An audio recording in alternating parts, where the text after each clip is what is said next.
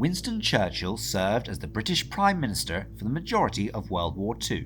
For his work in helping to lead the country through this crisis and on to victory in the Second World War, Churchill was given many rewards and honours, such as the different statues that were built to commemorate him, and even now his face is on the British £5 note.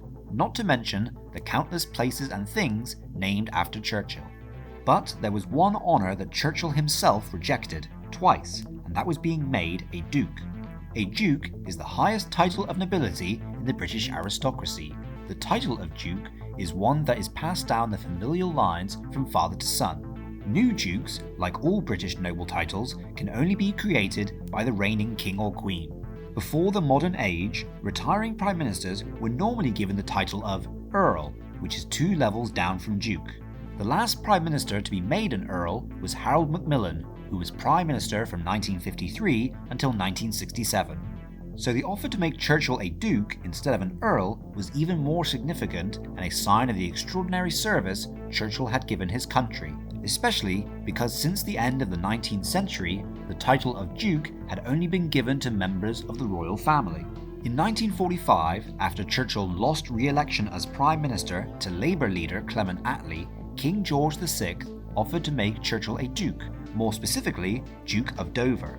However, Churchill rejected this title since the lifestyle of a duke would have been too expensive, as it would have required a huge amount of money to maintain a ducal estate and a stately house. But this was not the only time Churchill was almost made a duke.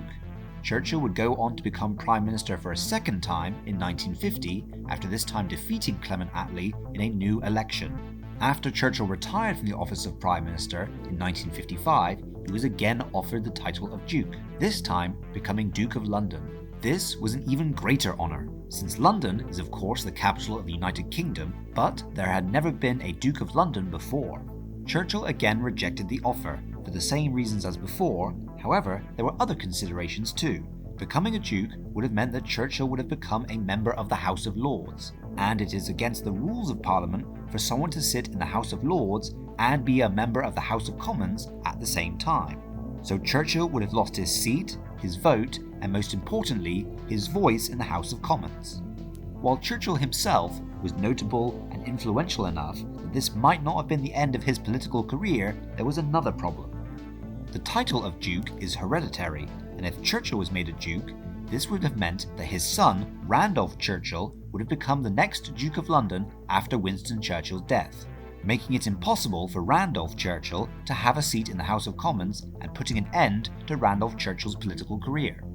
Since by this time, the House of Lords was already becoming much less influential.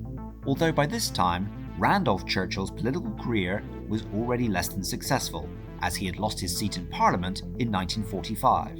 Winston Churchill was probably thinking more of his own political career when he rejected being made a duke, as he stayed in the House of Commons as a Member of Parliament until shortly before his death in 1965.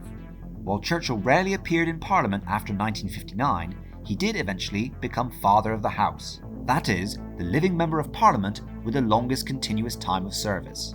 And in fact, Winston Churchill holds the distinction of being the only Member of Parliament who was elected under both the reigns of Queen Victoria and Queen Elizabeth II.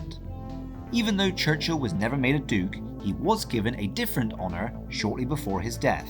In 1963, President John F. Kennedy and the American Congress made Churchill the first honorary citizen of the United States of America, although it's important to note that this honour does not grant any special privileges or rights and is purely symbolic.